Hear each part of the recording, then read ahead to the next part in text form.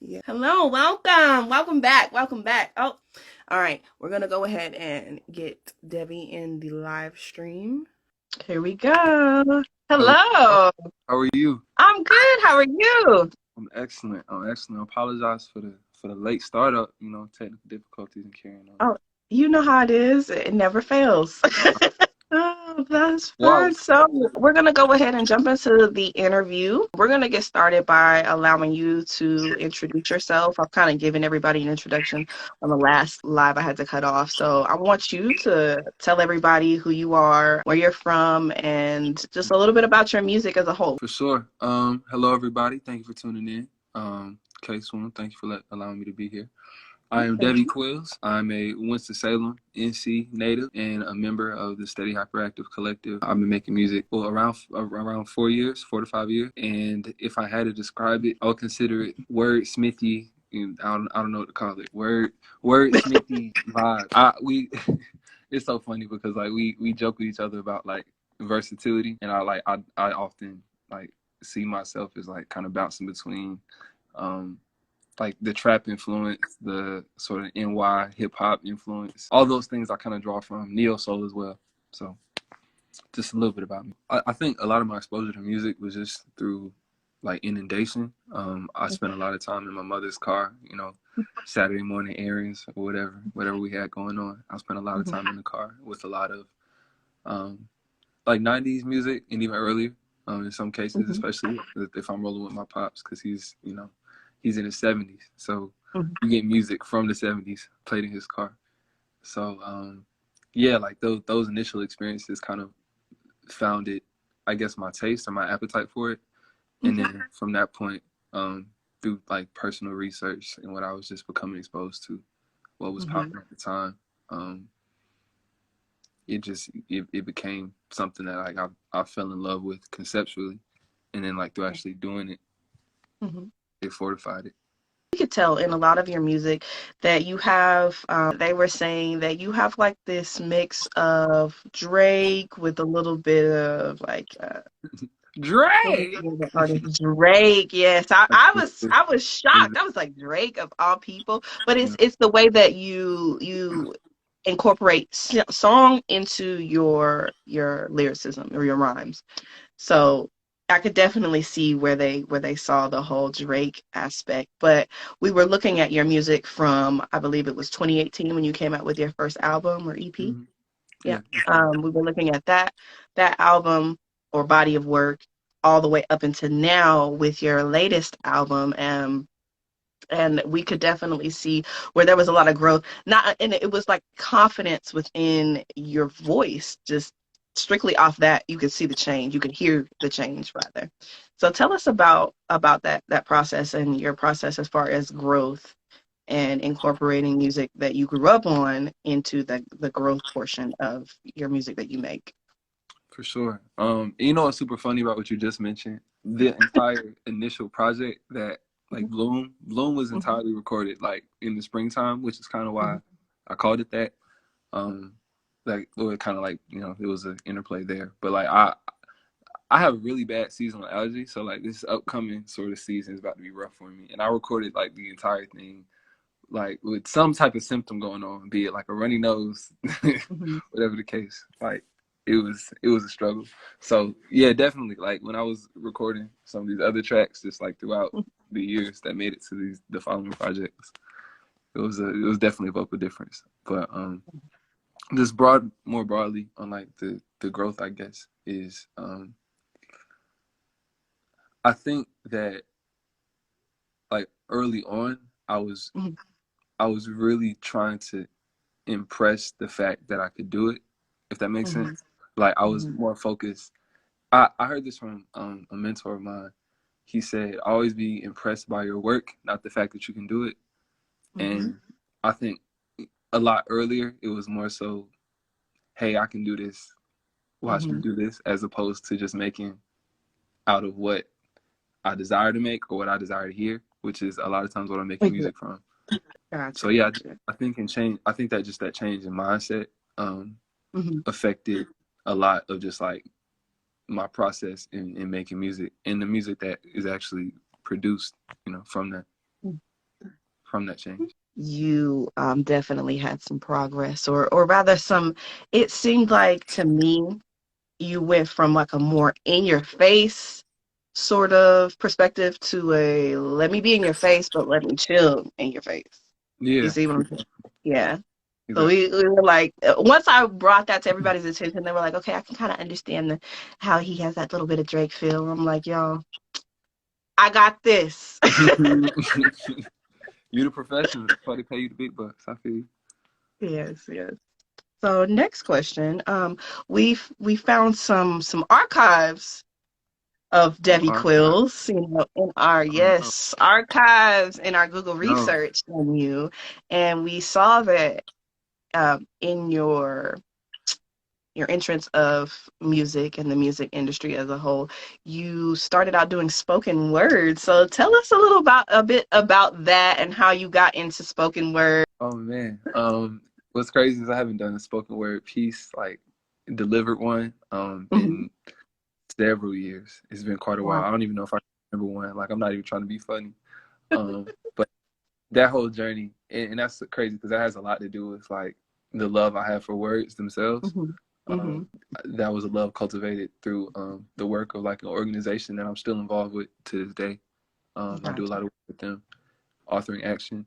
They work with teen authors, developing their story into, or helping them just sort of hone their voice into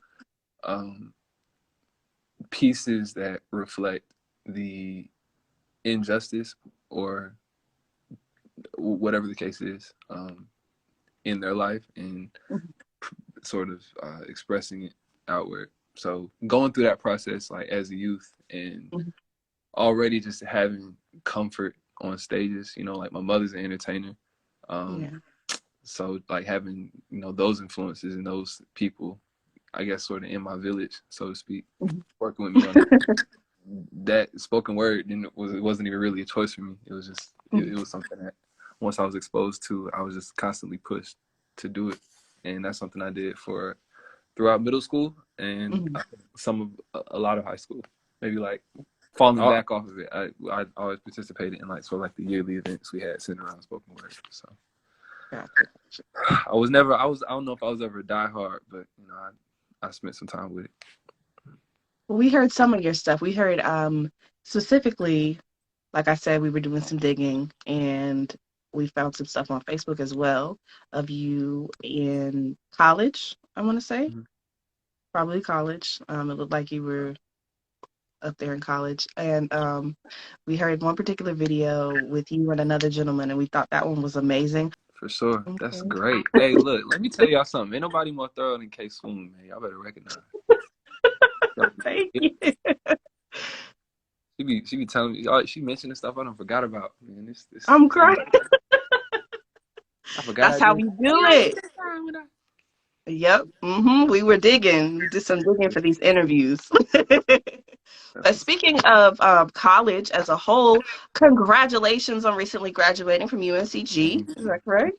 Thank you. Correct. Yes. Correct. I Yes. made it out of there for sure. That's how I feel you. I feel you. I just recently graduated from Winston-Salem State myself, and this You. is where Casewood Productions was born. But tell us about your experience as a UNCG student, and tell us about your degree that you obtained upon graduation. Wow. So yeah, because it's like it's funny because there's the college, the academic, aspect, and then there's like literally everything else. So the college, I guess to speak on the college experience, for me personally, like it was great. Um, especially going someplace like UNCG. It's not too far from home. It's really diverse. There's just a really wide variety of people that you're going to get to interact with and sort of learn about and learn from.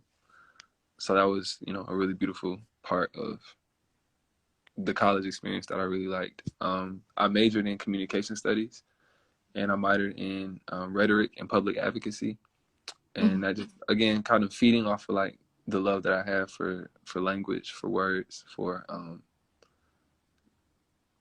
representing a message to where someone can like absorb it and receive it, and just kind of getting a greater nuanced understanding of like the vehicles and how that can come about.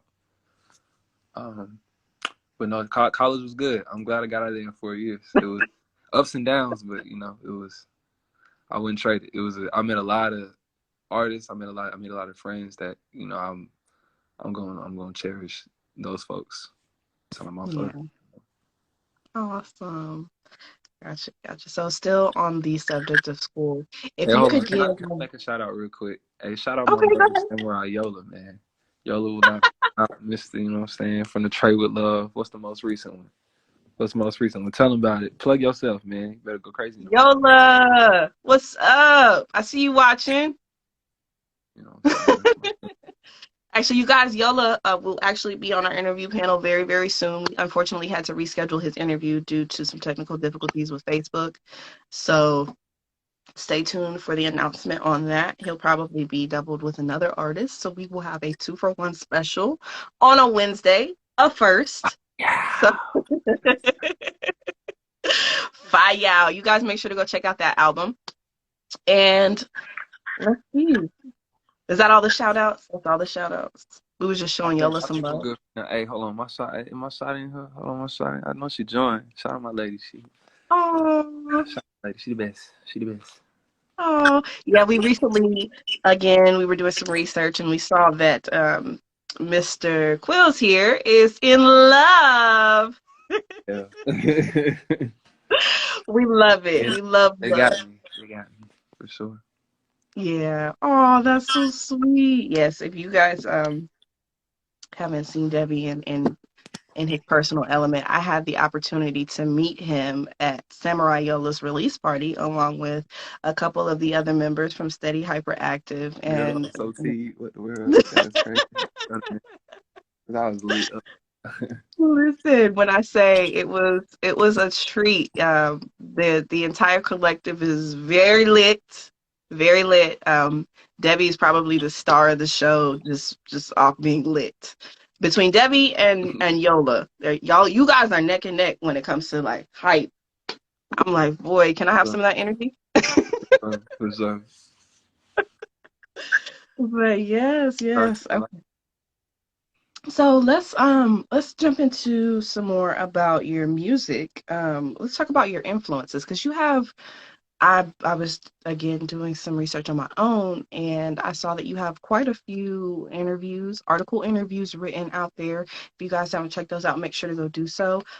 But the extent of your list of influences is crazy. So tell us how you incorporate those influences into your music that you're currently working on or have produced in the last year. Yeah, for sure. Excuse me. So that list is like really, it's a really long list because from several periods in my life, it were like just different sort of sects of the music industry who just like seemed, I don't know, like I almost want to say godlike, but because it's just like the roster changes. But one thing I always kind of pulled from them is called like one, like I guess everybody individually has their one sort of iconic trait to me that I borrow from in my work. Whether it's like Andre 3000's ability to kind of bend the rhyme scheme, or at least like bend the pace of bend line structure. So line structure isn't necessarily reflective of like the sentence structure. I could geek out like on this all day, I promise. Go ahead. Try This not is to. your show. But no, listen. Um, or just like, you know, Earl Sweatshirt's, you know, his internal rhyme capabilities. But just like, you know, everybody kind of brought something different to me, and I integrate that. I feel pretty I don't want to say like seamlessly, but like I borrow a little bit from like all of them in some way, even maybe not in style, but at least in what I emphasize from like a writing standpoint. And that's like a lot of the role that they play. That's a beautiful answer. Yes, because Look, let me. my bad. No, you're good. You're good. What were you gonna say? No, I was just it's a really sort of complex mesh of a lot of different influences in information and genres. Gotcha.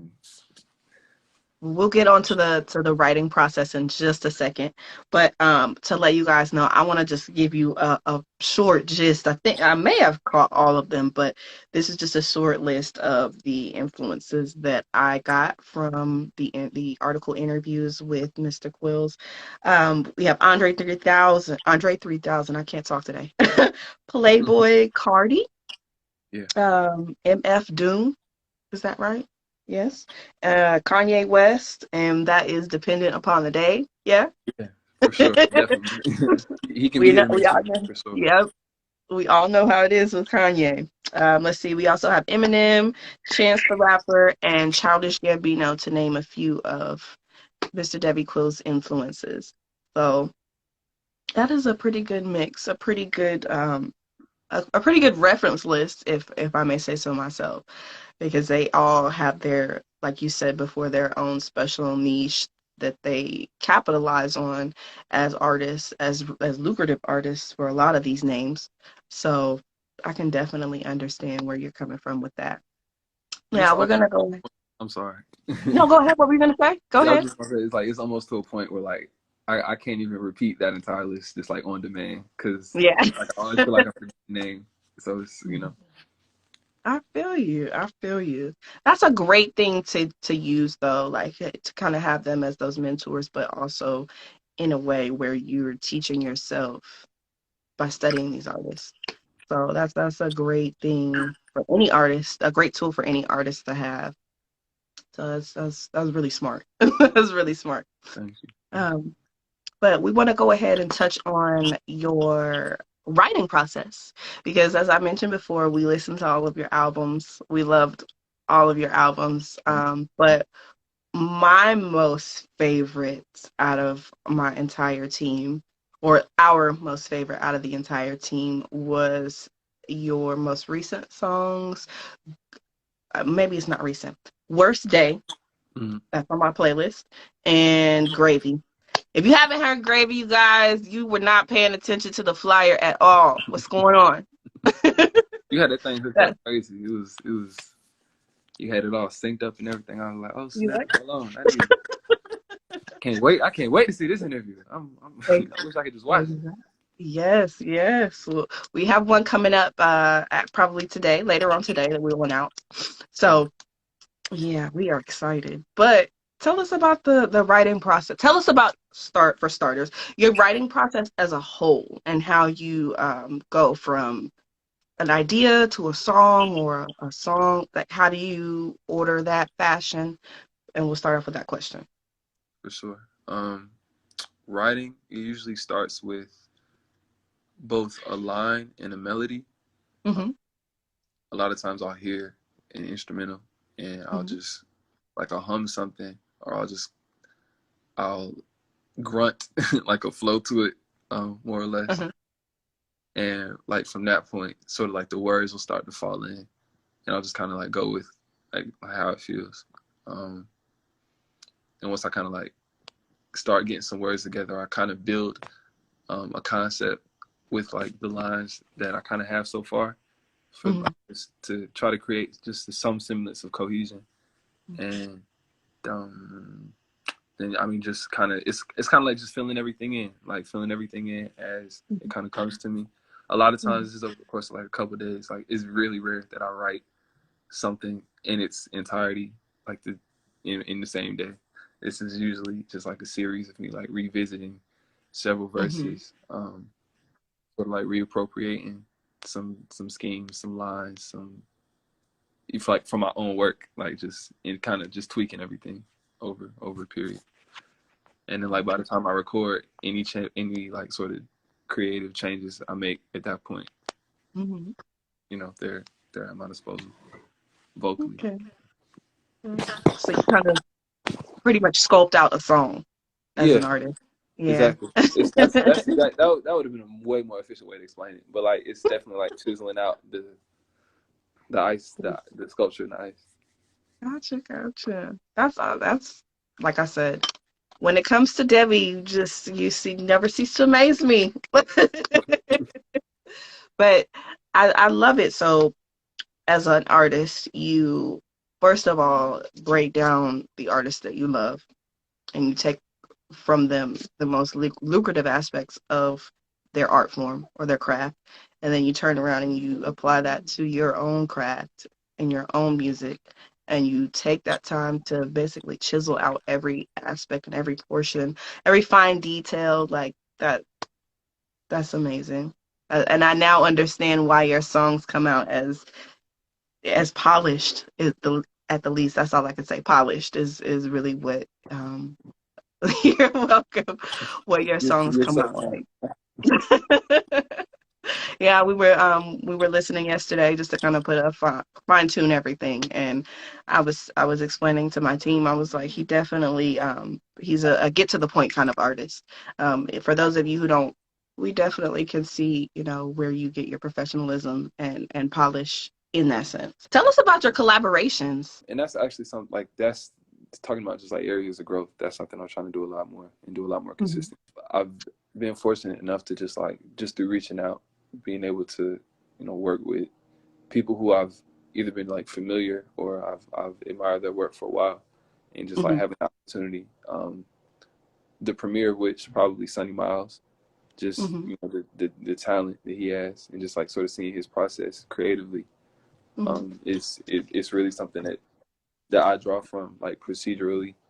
And I always, you know, I regularly like run tracks by him, like, hey man, you know, what you hearing, what you thinking, just because like there are ears that you come across that are just like so trained and just so like in tune with what they're hearing or what they're trying to create. It's inspiring. You know, I've always, you know, worked with, you know, my label mates from Steady. We're always doing something. There's a significant amount of music that I have with some of them that hasn't seen the light of day as of yet. So we're also excited about that. But I need that to come out like tomorrow. Yesterday. You know, Yesterday. It's definitely overdue. And there's just like and a lot of just we do so much, like there's a lot of stuff that's probably, you know, in the lost files, so to speak, that we're not, you know. I know you want to recover it. You want to like, send me the link. Stop playing. Right. No, I got you. I'm looking forward to collaborating with like. So let's talk about Gravy, which is on the flyer. The song is really amazing. The video was actually produced by Boshnov Art Films, and yeah. So let's talk about that. What inspired Gravy, and give us kind of a backstory on the meaning of the song as a whole. For sure. So I'll start with the meaning because I know this story that I'm about to tell you. I won't forget.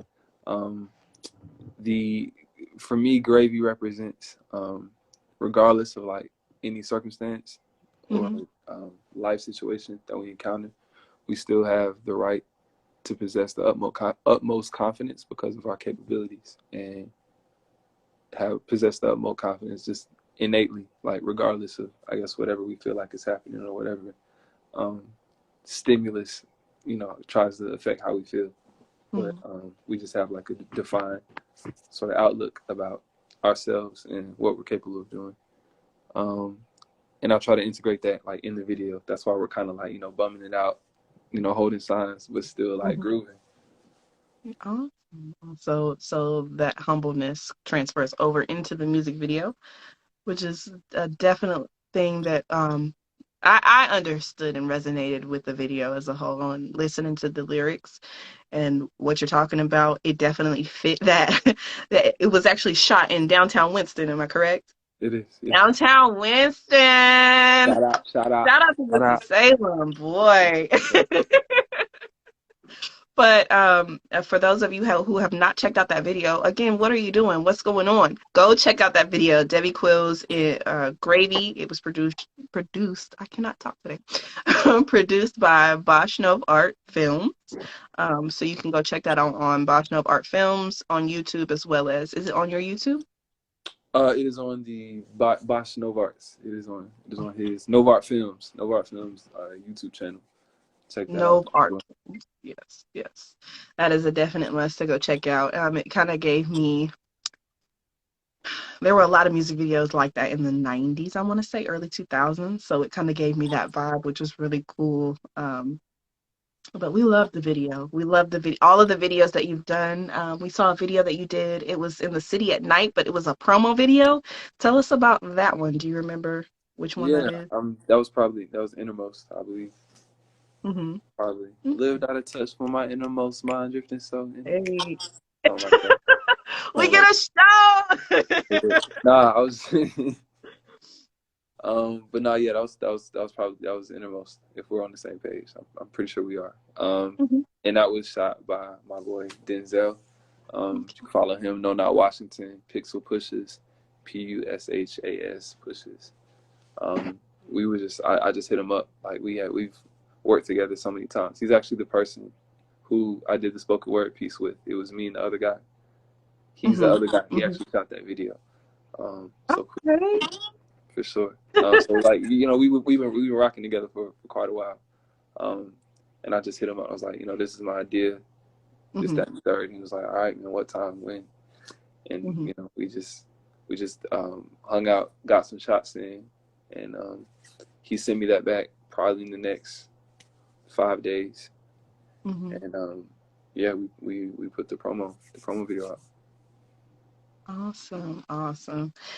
Again, you guys, if you haven't checked out that video, definitely go check it out. That video is Innermost. It'll also be included in the edited version of this live stream video, which will be posted later on. So again, we want to go ahead and kind of start wrapping the interview up. We have about 10 minutes left, maybe a little bit more than that. But to bring everything to a close, tell us, okay, because we were doing some digging, like I said before, and we found some footage of the behind the scenes of Gravy, the video Gravy, right? Yeah. And we see in the video, or the behind the scenes video, that you guys are basically getting harassed shooting a music video downtown. Okay, tell us about this whole ordeal. Like, go in depth, go crazy, because my team was really confused as to why anybody would be harassing you guys at this point. Yeah. It almost kind of like I almost don't like to, just because like it kind of makes me upset. So we went downtown. We were all supposed to like meet up downtown. We went to like grab some coffee first, you know, just hanging out. We officially kind of start like establishing like, this is where we're gonna shoot, this is the project, you know, area. We setting things up. You know, Bosch has his camera out. It's probably, I say like 8 of us in total, like from anywhere from like 6 to 8 any given time. Just like hanging out, like helping out, like moving things, this, that, and the third. There's some people kind of like walking by. Everybody seems to be like okay with everything that's going on. We invite people to be a part of it if they wish, but just, you know, really I just say all that to say it was really sort of like easy going. Like we weren't making a scene, so to speak. Like we were just kind of doing the video. Then, and ironically, and this is kind of like the real kicker, like that isn't shown. There were actually people doing that across the street, taking up probably more like space of the sidewalk than we were.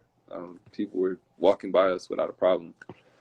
Um, and the people across the street didn't happen to look like us. So that was kind of like the added sort of, I guess, salt in the wound, so to speak. And it seemed like there was some preferential treatment on that end. But it ultimately, I guess, climaxed with a police officer getting out of his car while we had the music playing, while we're still shooting, and insisting that we remove ourselves from the area because we're blocking the sidewalk, which we weren't. And just kind of started getting like really sort of loud and belligerent because the music was still playing, but I wasn't controlling the music that was playing because he kept telling me to turn it off. And I was like, I'm not controlling it. So like, I'm not controlling the music. And he's like yelling at me and I'm like trying to, so it was a really stressful, I guess is the most clear way to put it, sort of like situation.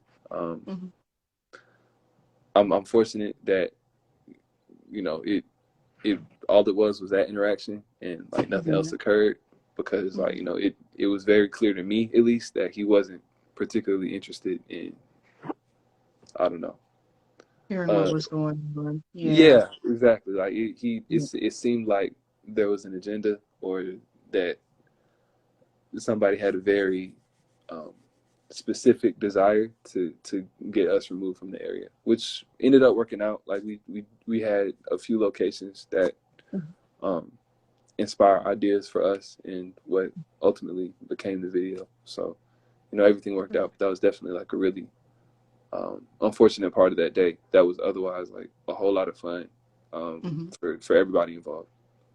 Well, that's good. Yeah, we're so glad it didn't turn into anything more than just words exchanged. We saw your tweets on the incident the day that it happened, and you know, going through the entire day and the behind the scenes. It was one of those things that we definitely wanted to mention in the interview. For those of you watching right now, we are still going through the Black Lives Matter movement, even though it's been quiet and not everybody's protesting and running around, you know, looting or going crazy or whatever, you know, whatever the case may be. We are still fighting this battle. That's one of the reasons for the Case Room Production live stream interview panel. I know there are a lot of artists who have not been able to work and or have only been able to go into the studio. So we wanted to definitely create a platform where artists can come and showcase their work, their talent, their backstory, and those sorts of things. So thank you for sharing that with us. Can you tell us a little bit more, like explain how the situation got diffused? Because we've opened Yeah, Pandora's box a little bit. right, I for just sure. want to know the whole details. Yeah, it's I and I think part of it is just because like the way in which it happened was also kind of sudden. So like I kind of remember it in like a sensory kind of way. Like I remember like the images, so to speak, but not so much like the sequence of events to me is just like a little Yeah. hard to just explain in like a linear fashion. Mhm. The situation ultimately got diffused. Bearing on like back to like I had the speaker in my hand. He's telling me like get it, you know, turn it off. Mhm. Um, we just kind of like gathered our stuff. Like I explained to him like, okay, like we're in the process of leaving because like any back and forth that could have happened after that, like it probably wouldn't resulted in what anybody wanted, and it probably just would have been a further waste of time. So we had no problem like just moving. So Mhm. that's ultimately what happened. Like it wasn't no type of like physical ordeal Mhm. at any point. Like we we kind of acquiesced in that moment, or at least Mhm. I definitely sort of initiated that, and yeah, we moved elsewhere, and I don't think we didn't run into like I feel like we saw him maybe later that day, but Mhm. we there weren't any other sort of interactions that were had. Gotcha. Well, at least you know you took the time to be the bigger person because we know from history itself shows us that a lot of times when it comes to law enforcement, and specifically if you are a white person watching this, I'm sorry, but white people, Yeah. when they get upset and they want their way, that's it. Sorry. So again, we're so glad that you're safe and nothing happened outside of that small little interaction that took place, during your video shoot. Again, you guys, to show support for Devy and the entire team that experienced that incident, please make sure you go and check out the video for that. That's Gravy. And that is on Novart Films YouTube channel. So again, that'll be included in the edited version of this video as well for you guys to check out at a later time. But let's see, how much time do we have? We are actually still good on time. We have about 9 minutes. So on a lighter note, we want to know what is next for Devy Quills. What project do you have coming up? What are you getting ready to release? If anything, tell us the tea. Yeah, I got you. So no announcements for a project quite yet. I'm always working, and I'm probably gonna have something out before the end of this year. Maybe a couple things if everything aligns how I hope. Expect a lot of cover art from me. I'm blessed to be collaborating with a lot of people in that sort of aspect through visual art, and hopefully you'll see me representing the artwork or using my artwork to represent the music of one of your favorite artists. And it's also, not to plug Case One if you don't mind, but any cover art inquiries y'all have, definitely hit me up. I can send you samples of my work. I'm reposting work that I've done for friends of mine on a weekly basis, I would say. Mm-hmm. So that's what you can expect moving forward artistically. Okay. So a little break from the music at the moment. Yeah, I mean, well, I'm always working on music, but I think I'm probably going to spend some time with doing like the visual art thing. Gotcha. Making that the priority for right now, just because it's allowing me to expand in that sense, and it's kind of like engineering, a lot of relationships with artists who I've always wanted to work with. So I want to give you the opportunity to go in and go ahead and insert any other plugs that you have. Definitely make sure to mention any social media platforms that you're on for those specific things that you're plugging in for the audience to go and follow and check out. And that'll also be mentioned and attached in the edited video. So now is your time to do so. For sure. Thank you so much. I go by Devy Quills on everything. It's at DevyQuills. I had a back and forth with my manager about I just keeping the artist name as the ad name to limit confusion. So nobody takes it. But exactly. Devy Quills on everything. You're not gonna catch me at _ Neptune, whatever the case is. Devy Quills everywhere. Okay, and we can find you on Facebook, right? No Facebook? Yeah, I have I have an artist page that is active sometimes, but if you just want to catch me on the book, I'm not on it often, but you can find me at Devin Terry Singleton, DevinTerrySingleton, whole government drop. Look, that's all right. It's the book. You know what I'm saying? I know where to find me. So we got Facebook, we have Instagram at Devy Quills, Twitter at Devy Quills. What about any other social media platforms or websites? You're not gonna catch me on any other social media than that. I'm not a TikToker quite yet. Hopefully I'll make that. But you can follow Steady Hyperactive as a whole, where I have like a specific EPK under that page, under as a part of the site. steadyhyper.com. Devy, I want to say thank you so much for being here and talking with us today. We appreciate you so much. Absolutely. I appreciate you. Thank you so much. So I want to thank everybody so much for tuning in today and joining. We actually had an amazing turnout. Again, I want to thank everybody for tuning in and joining us today and hearing Devy Quills and his story and what projects he has coming up next. I want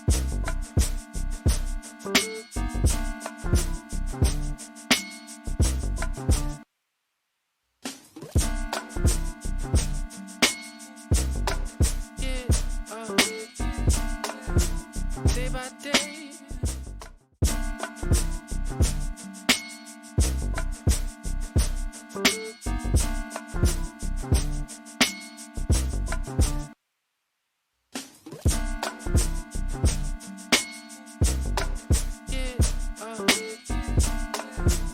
Day by day.